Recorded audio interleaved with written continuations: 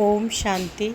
आज 22 जून 2024 की साकार मधुर महावाक्य है। आज के मधुर महावाक्य में बाबा बोले, मीठे बच्चे, यहाँ तुम बदलने के लिए आए हो। तुम्हें आसुरी गुणों को बदल दैवी गुण धारण करने हैं। यह देवता बनने की पढ़ाई है।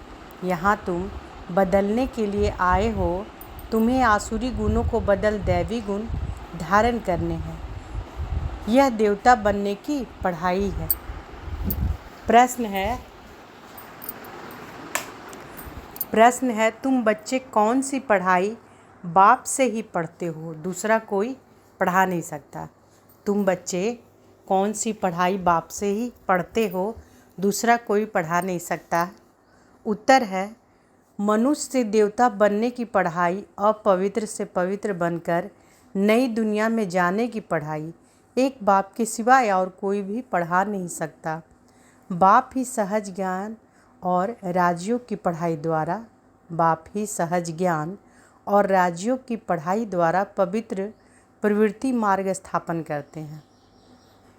तो कौन सी पढ़ाई बाबा ही पढ़ा सकते हैं और कौन नहीं पढ़ा सकता है? तो मनुष्य से देवता बनने की पढ़ाई, अपवित्र से पवित्र बनकर नई दुनिया में जाने की पढ़ाई एक बाप के सिवाय और कोई भी पढ़ा नहीं सकता। बाप ही सहज ज्ञान और राजयोग की पढ़ाई द्वारा पवित्र प्रवृत्ति मार्ग स्थापन करते हैं। ओम शांति। बाप बैठ बच्चों को समझाते हैं। वास्तव में दोनों ही बाप हैं, एक हद का, दूसरा बेहद का। वह बाप भी है तो यह बाप भी है। बेहद का बाप आकर पढ़ाते हैं। बच्चे जानते हैं कि हम नई दुनिया सतयुग के लिए पढ़ रहे हैं। ऐसी पढ़ाई कहाँ मिल नहीं सकती।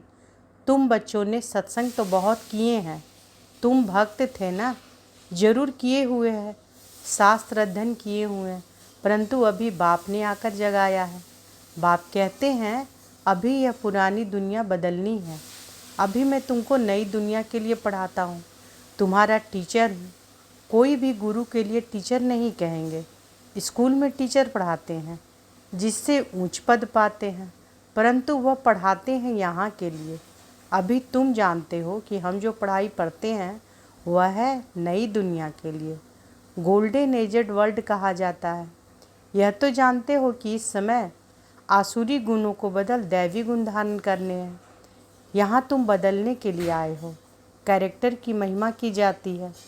देवताओं के आगे जाकर कहते हैं कि आप ऐसे हो, हम ऐसे हैं। तुमको अभी एम ऑब्जेक्ट मिली हुई है। भविष्य के लिए बाप नई दुनिया भी स्थापन करते हैं और तुमको पढ़ाते भी हैं।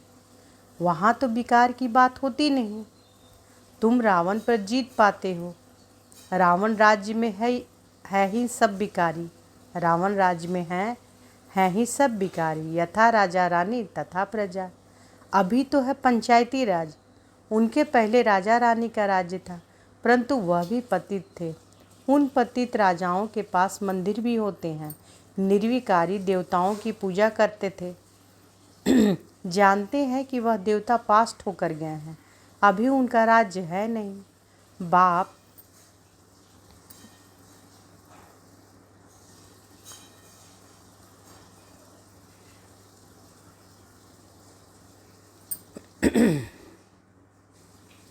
तो बाबा कह रहे हैं कि अभी तो है पंचायती राज। उनके पहले राजा रानी का राज्य था, परंतु वह भी पतित थे। उन पतित राजाओं के पास मंदिर भी होते हैं। निर्विकारी देवताओं की पूजा करते थे। जानते हैं कि वह देवता पास्ट होकर गए हैं। अभी उनका राज्य है नहीं। बाप आत्माओं को पावन बनाते हैं और याद भी दिलाते हैं कि तुम देवता शरीर वाले थे। तुम्हारी आत्मा और शरीर दोनों पवित्र थे। अब फिर बाप आकर पतित से पावन बनाते हैं।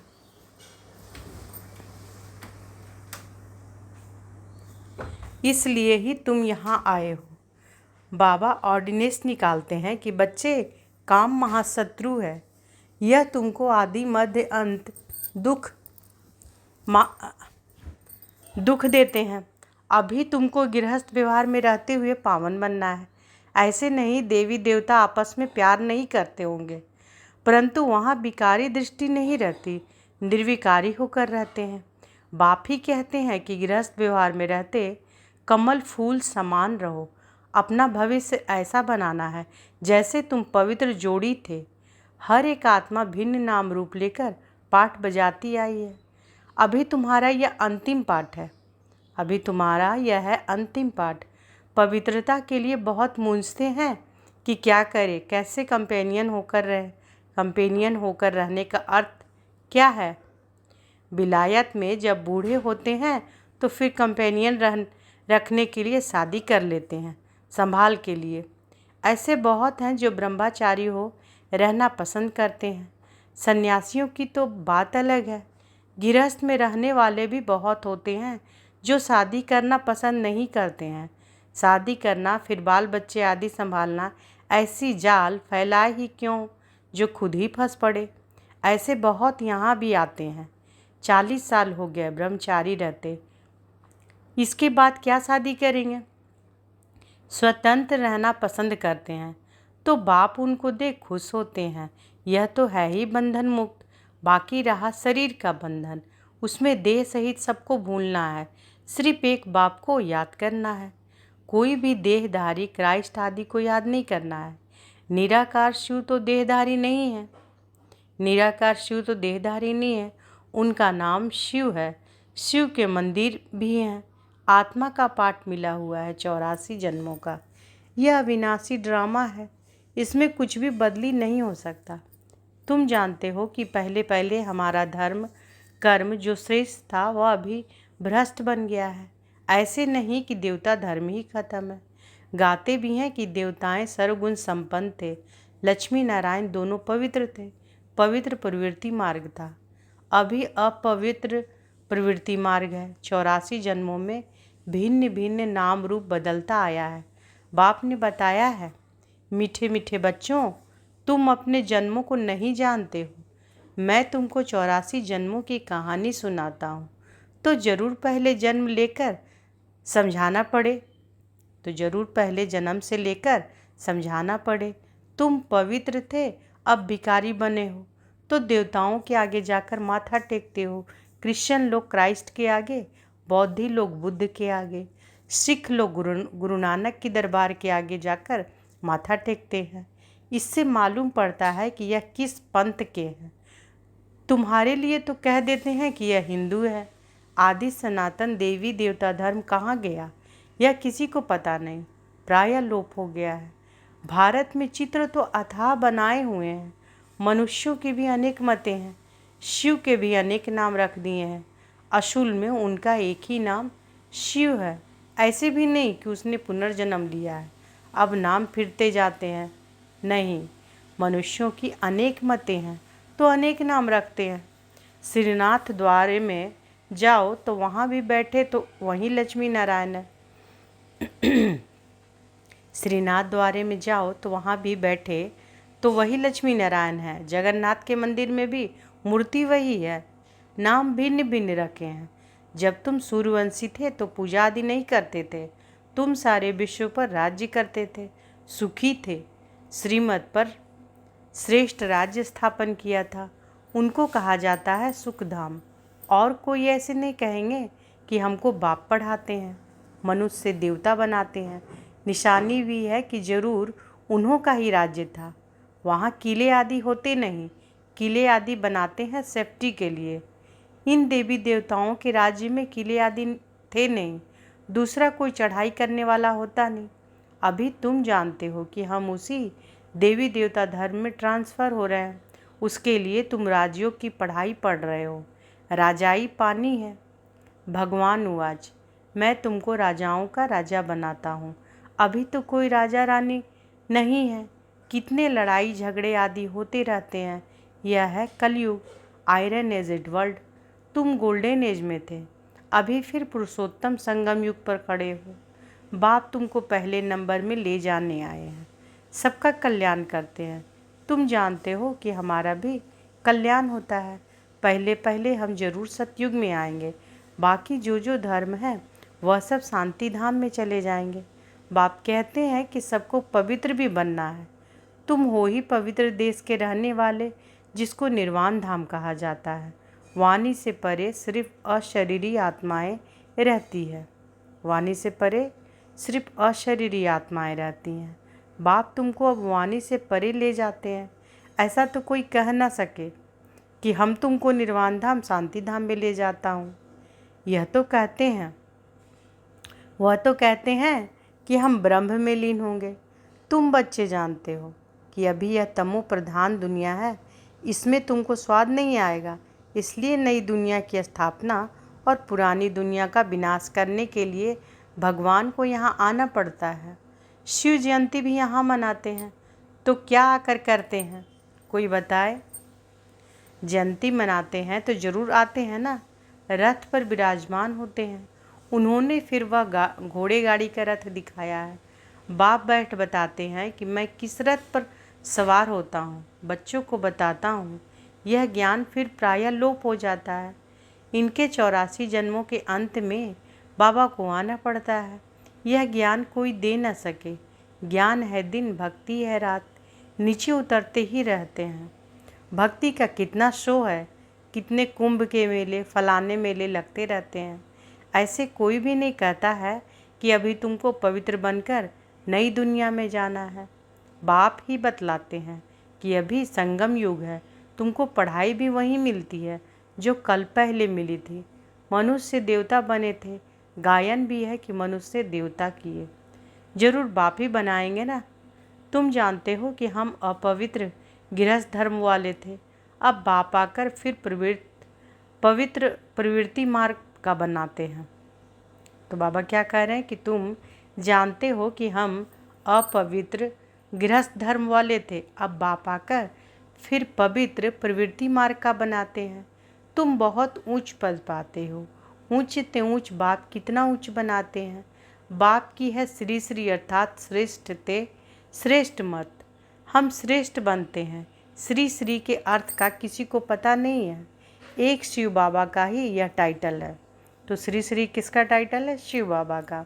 एक शिव बाबा का ही यह टाइटल है, परंतु वह फिर अपने को श्री श्री कह देते हैं। माला फेरी जाती है। माला है 108 की, उन्होंने 16,108 की बनाई है। उसमें 8 तो आने की है, आने ही है। 4 जोड़ी और 1 बाप, 8 रतन और 9वां हूँ मैं। तो बाबा क्या कह रहे हैं कि माला है 108 की, उन्होंने 16,108 की बनाई। उसमें 8 तो आने ही हैं, 4 जोड़ी और 1 बाप, 8 रतन और 9वां मैं हूँ मैं। उनको रतन कहते हैं। उनको ऐसा बनाने वाला बाप है। तुम बाप द्वारा पारस बुद्धि बनते हो। तुम बाप द्वारा पारस बुद्धि बनते हो। रंगून में एक तालाब है। कहते हैं कि उसमें स्नान करने से परियां बन जाते हैं।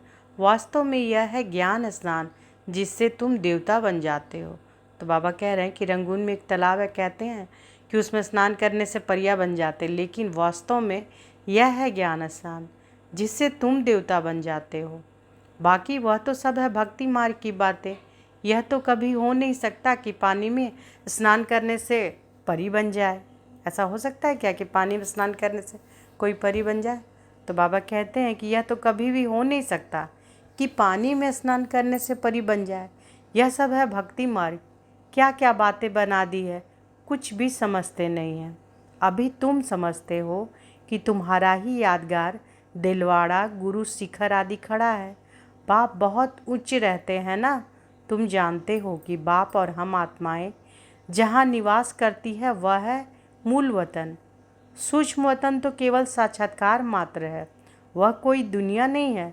सूक्ष्म वतन व मूल वतन के लिए यह नहीं कहेंगे कि वर्ल्ड हिस्ट्री रिपीट। वर्ल्ड तो एक ही है, इस वर्ल्ड की हिस्ट्री रिपीट कहा जाता है। मनुष्य कहते हैं वर्ल्ड में पीस हो। मनुष्य कहते हैं कि वर्ल्ड में पीस हो। यह नहीं जानते कि आत्मा का स्वधर्म ही शांत है। बाकी जंगल में थोड़े ही शांति मिल सकती है। तुम बच्चों को सुख और सबको शांति मिल जाती है। जो भी आते हैं पहले शांति धाम में जाकर सुख धाम में आएंगे। कई कहेंगे कि हम ज्ञान नहीं ले पिछाड़ी में आएंगे तो बाकी इतना समय मुक्ति धाम में रहेंगे। यह तो अच्छा है कि बहुत समय मुक्ति में रहेंगे, यहाँ करके 1-2 जन्म पद पाएंगे। यह क्या हुआ? जैसे मच्छर निकलते हैं और मर जाते हैं, तो एक जन्म में यहाँ क्या सुख रखा है? वह तो कोई काम का नहीं रहा, जैसा पाठ ही नहीं है। तुम्हारा पाठ तो बहुत उच्च है, तुम्हारे जितना सुख कोई देख ना सके, इसलिए पुरुषार्थ करना चाहिए। तो बाबा क्या कह रहे हैं कि तुम्हारा पाठ तो बहुत उच्च है, तुम्हारे जितना सुख कोई देख ना सके, इसलिए पुरुषार्थ करना चाहिए। करते भी रहते हैं। कल पहले भी तुमने पुरुषार्थ किया था, अपने पुरुषार्थ अनुसार प्रारब्ध पाई है। पुरुषार्थ बिगड़ तो प्रारब्ध पा ना सके, पुरुषार्थ जरूर करना है।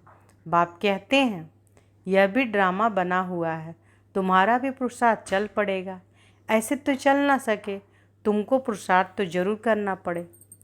पुरुषार्थ बिगड़ थोड़े ही कुछ होना है। खांसी आपे ही कैसे ठीक होगी? दवाई लेने का पुरुषार्थ करना पड़े। बाबा कह रहे हैं कि पुरुषार्थ बिगड़ थोड़े ही कुछ होना है, मतलब बाबा उदाहरण दे रहे हैं कि खांसी आपे ही कैसे ठीक होगी, दवाई लेने का पुरुषार्थ करना पड़े। कोई कोई ऐसे ही ड्रामा पर बैठ जाते हैं जो ड्रामा में होगा। ऐसा उल्टा ज्ञान बुद्धि में नहीं बिठाना है, यह भी माया बिघन डालती है। बच्चे पढ़ाई को ही छोड़ देते हैं, इसको कहा जाता है माया से हार। लड़ाई है ना, वह भी ज़बरदस्त है। अच्छा, मीठे मीठे सिकी लदे बच्चों प्रति माता पिता बाप दादा का याद प्यार और गुड मॉर्निंग। रूहानी बाप की रूहानी बच्चों को नमस्ते। हम सब रूहानी बच्चों की रूहानी माता पिता बाप दादा को याद प्यार, गुड मॉर्निंग और नमस्ते नमस्ते नमस्ते। शुक्रिया बाबा, शुक्रिया। धारणा के लिए मुख्य सार। आज धारणा करने के लिए बाबा कह रहे हैं, पहला है श्रेष्ठ राज्य स्थापन करने के लिए श्रीमत पर चलकर बाप का मददगार बनना है। श्रेष्ठ राज्य स्थापन करने के लिए श्रीमत पर चलकर बाप का मददगार बनना है। जैसे देवताएं निर्विकारी है, ऐसे गृहस्थ में रहते निर्विकारी बनना है। पवित्र प्रवृत्ति बनानी है। दूसरा, ड्रामा की पॉइंट को उल्टे रूप से यूज नहीं करना है। ड्रामा की पॉइंट को उल्टे रूप से यूज नहीं करना है। ड्रामा कहकर बैठ नहीं जाना है। पढ़ाई पर पूरा ध्यान देना है। पुरुषार्थ से अपनी श्रेष्ठ प्रारब्ध बनानी है। बाबा आज वरदान दिए हैं। अनुभव करें कि बाबा का वरदानी हाथ हमारे सर पर है और बाबा ने वरदान दिया। कमल पुष्प का सिंबल बुद्धि में रख अपने को सैंपल समझने वाले न्यारे और प्यारे भव। कमल पुष्प का सिंबल बुद्धि में रख अपने को सैंपल समझने वाले न्यारे और प्यारे भव। प्रवृत्ति में रहने वालों का सिंबल है कमल पुष्प, तो कमल बनो और अमल करो। अगर अमल नहीं करते तो कमल नहीं बन सकते। तो कमल पुष्प का सिंबल बुद्धि में रख स्वयं को सैंपल समझकर चलो। सेवा करते न्यारे और प्यारे बनो। सिर्फ न्यारे नहीं बनना, लेकिन न्यारे बन प्यारे बनना, क्योंकि प्यार कभी लगाव के रूप में बदल जाता है। इसलिए कोई भी सेवा करते न्यारे और प्यारे बनो। तो बाबा क्या कह रहे हैं, प्रवृत्ति में रहने वाले को का सिंबल है कमल पुष्प। कमल पुष्प कैसे रहता है, कीचड़ के ऊपर रहता है ना। तो बाबा कह रहे हैं प्रवृत्ति में रहने वालों का सिंबल है कमल पुष्प, तो कमल बनो और अमल करो। अगर अमल नहीं करते तो कमल नहीं बन सकते। तो कमल पुष्प का सिंबल बुद्धि में रख स्वयं को सैंपल समझकर चलो। सेवा करते न्यारे और प्यारे बनो। सिर्फ प्यारे नहीं बनना, लेकिन न्यारे बन प्यारे बनना, क्योंकि प्यार कभी लगाव के रूप में बदल जाता है। इसलिए कोई भी सेवा करते न्यारे और प्यारे बनो। स्लोगन है, स्नेह की छत्र छाया के अंदर माया आ नहीं सकती। स्नेह की छत्र छाया के अंदर माया आ नहीं सकती। तो आज के मधुर महावाक्य में बाबा क्या बोले? बाबा कह रहे हैं कि यहाँ तुम बदलने के लिए आए हो। तुम्हें आसुरी गुणों को बदल दैवी गुण धारण करने हैं। यह देवता बनने की पढ़ाई है। अच्छा, शुक्रिया बाबा, शुक्रिया। ओम शांति।